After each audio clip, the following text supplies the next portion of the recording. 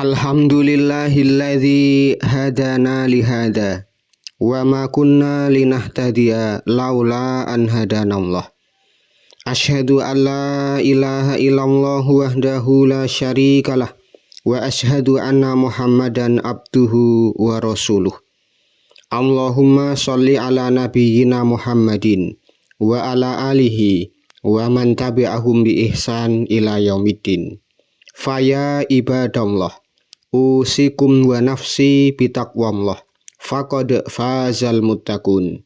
Qala ta'ala, ya ayyuhalladzina amanu taqullah haqqa tuqatih wa la tamutunna illa wa antum muslimun.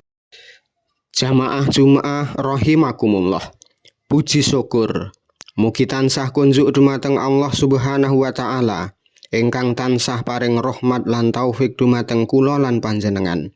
Satemah ing siang punika kula lan panjenengan saged pinanggih wonten majelis ingkang minulya kanthi kebaing kawilujengan. Sholawat ugi salam mugi tansah katetepaken dumateng Nabi Agung Muhammad sallallahu alaihi wasallam ingkang tansah kula lan panjenengan tenggo syafaatipun wonten dinten akhir. Wonten ing kalodhangan khutbah siang punika khatib wasiat sumangga tansah ningkataken takwa dumateng Allah kanthi nindakaken dawuhipun lan nebihi awisanipun. Mugi kanthi takwa Allah tansah paring kamulyan pangsangan fid dunya wal akhirah, amin. Jamaah Jumaah rahimakumullah.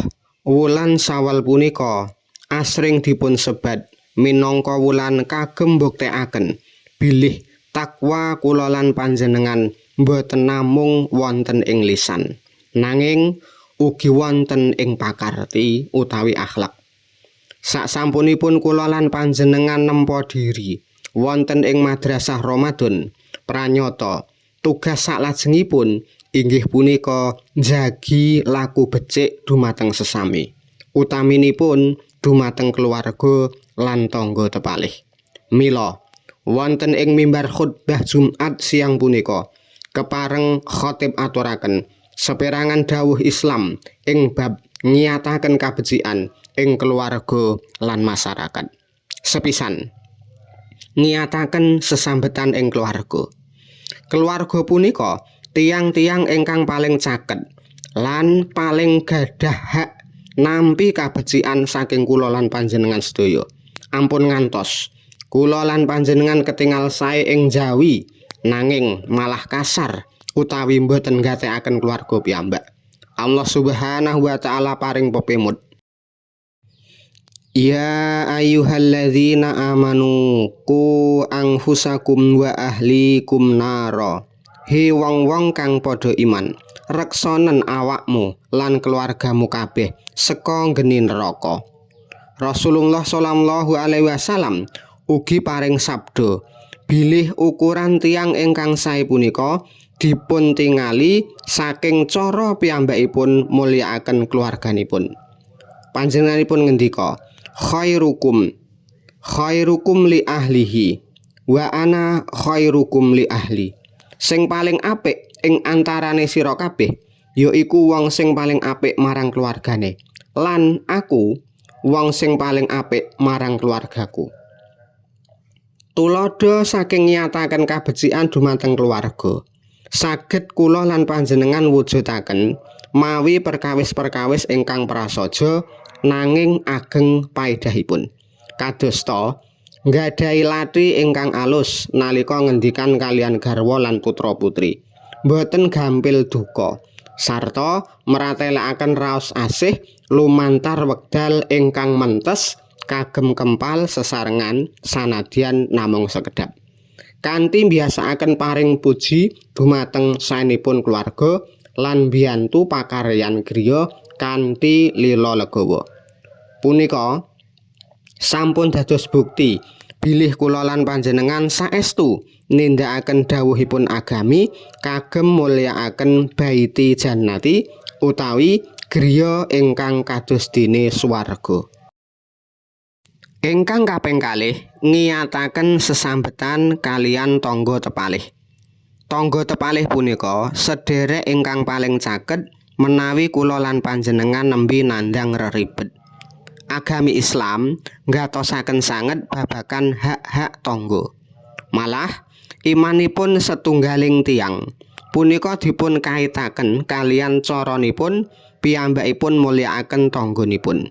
Rasulullah sallallahu alaihi wasallam dawuh, "Mangkana yu'minu billahi wal yaumil akhir falyukrim jarahu." Sapa wae sing iman marang Allah lan dina akhir, mongko dheweke kudu mulyakake tanggane. Hadis riwayat Bukhari Muslim. Ngiyataken sesambetan kalian tangga saged dipun lampahi kanthi cara sepisan saling paring pambiyantu nalika tangga nembe kesusahan. Kaping kalih, njagi lisan saking ngrasani utawi nglarani tangga tepalih. Angka 3, saling paring hantaran utawi daharan senadyan namung sekedhik. Jamaah Jumat rahimakumullah. Sumangga kula lan panjenengan ndadosaken wulan Syawal punika minangka kesempatan kagem ngguyubaken malih sesambetan kalian tangga tepalih ing saubenging griya. Kanthi biasaaken sapa aruh, paring pitulungan kanthi ikhlas sarta nebihi tumindak ingkang saged damel risaking paseduluran. Ateges kula lan panjenengan sampun mujudaken kesalehan sosial ingkang dipun dawuhaken dening Gusti Allah. Amargi saenipun sesambetan kalian tangga boten namung nggadahi nilai kamanungsan, nanging ugi dados dasar sampurnaning iman ingkang badhe mbeta katentreman wonten ing donya sarta kamulyan wonten ing akhirat mangkih. Pungkasaning atur, mugi-mugi Allah Subhanahu wa taala tansah paring hidayah lan kekiyatan dumateng kula lan panjenengan sedaya supados saged istiqomah njagi kerukunan. Sae punika wonten ing jroning keluarga sarta wonten ing madyaning masyarakat. Mugi-mugi sedaya laku becik ingkang sampun kula lan panjenengan rintis wiwit wulan Ramadan saged terus lumampah lan saya kiyat wonten ing wulan Syawal punika. Saengga kula lan panjenengan sedaya kalebet golonganipun tiang-tiang ingkang nggadahi akhlakul karimah. Aku qouli hadza wastaghfirullah li wa lakum wa lisairil muslimin innahu huwas samiul alim.